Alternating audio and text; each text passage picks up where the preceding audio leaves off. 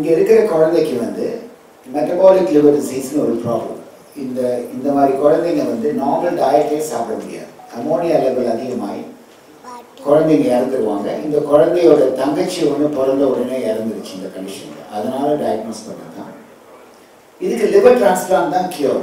Liver transplantation எங்கே பார்த்தாலும் பண்ணுவாங்க. இங்கேயும் பண்ணுறோம். குழந்தைங்களுக்கு லிவர் டிரான்ஸ்பிளான்ட் பண்ணுறது நம்ம ஹாஸ்பிட்டலில் கிட்டத்தட்ட வருஷத்துக்கு 100 டிரான்ஸ்பிளான்ட் பண்ணுறோம். அது ஒன்றும் புதுசு கிடையாது. இப்போ robotic liver transplant, robotic surgery கேள்விப்பட்டிருக்கீங்க எல்லாமே. ரொபோட்டிக்கில் அதாவது மினிமலி இன்வேசிவ், சின்ன ஹோலில் அந்த ரொபோட்டிக் ஆர்ம்ஸ் உள்ளே போய் ஆப்ரேஷன், சர்ஜன் தூரத்தில் உட்காந்து அந்த கையை டைரக்ட் பண்ணி ஆப்ரேஷன் பண்ண வைப்பாங்க. இது வந்து யூரோலஜியில் பண்ணுவாங்க, கேன்சர் சர்ஜரியில் பண்ணுவாங்க. இதெல்லாம் பெரிய காம்ப்ளிகேட்டட் ஆப்ரேஷனில் பண்ண மாட்டாங்க. இந்த மாதிரி ரொபோட்டிக்கில் டோனர் ஆப்ரேஷன் பண்ணுவோம். இந்த அம்மா டொனேட் பண்ணாங்க 25% of the liver.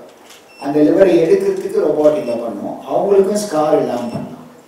ஆனால் லிவர் டிரான்ஸ்பிளான்ட் அந்த பொறுத்துற ஆப்ரேஷன் இருக்குது பாருங்கள், அது ரொம்ப காம்ப்ளிகேட்டட் ஆப்ரேஷன். அந்த ஆப்ரேஷன் இது வரைக்கும் உலகத்தில் ரொபோட்டிக்காக பண்ணலை. குழந்தைங்களுக்கு பண்ணுது. அடல்ட்ஸ்க்கு சவுதி அரேபியாவில் பண்ணியிருக்காங்க. குழந்தைங்களுக்கு உலகத்தில் இது வரைக்கும் லிவர் டிரான்ஸ்பிளான்ட் ஆப்ரேஷன் ரொபோட்டிக்காக பண்ணதில்லை. இந்த குழந்தைங்களுக்கு தான் முதல் முறையாக உலகத்திலேயே ரொபோட்டிக் லிவர் டிரான்ஸ்பிளான்ட் பண்ணியிருக்கோம். அதை சொல்கிறதுக்கு தான் இந்த ப்ரெஸ் கான்ஃபரன்ஸ் கொடுக்குறோம். இந்த குழந்தைக்கு வந்து இந்த சார் சொன்ன மாதிரி இது மெட்டபாலிக் டிசீஸ் இருந்தது. ப்ரோட்டீன் சாப்பிட முடியாது. நம்ம சாப்பிட்ற சாப்பாடில் எவ்வளோ பண்ணால் 10ல் 1 பங்கு கூட இந்த குழந்தையால சாப்பிட முடியாது. அந்த அளவு சாப்பிட்டாலே அமோனியா அதிகமாகிட்டு மூளை வீக்கமாகிடும், ஃபிட்ஸ் வந்துடும். ஸோ ஹாஸ்பிட்டலில் அட்மிட் பண்ணுற மாதிரி இருக்கும். ஸோ இந்த பிரச்சனைனால குழந்தைய வந்து ஸ்கூலுக்கு அனுப்ப முடியாது. டெவலப்மெண்ட்டை வந்து அடிக்கடி இந்த அமோனியா அதிகமாக இருக்கும்போது அவங்க மூளை வளர்ச்சி சரியாக இருக்காது. ஸோ இந்த குழந்தைங்க வந்து நார்மல் குழந்தைங்க மாதிரி இருக்க மாட்டாங்க. ஸோ உங்களோட மூளை வளர்ச்சியும் கம்மியாக இருக்கும். ஸோ இதை மாதிரி கண்டுபிடிக்கும் போது கல்லீரல் லிவர் டிரான்ஸ்பிளான்ட் பண்ணோன்னா இந்த அமோனியா நார்மல் ஆகிடும். அதுக்கப்புறம் இந்த குழந்தைங்களோட மூளை வளர்ச்சி, நார்மல் வளர்ச்சி, நல்லா காலேஜுக்கு போகிறது, படிப்பு எல்லாமே வந்து சரியாயிடும்.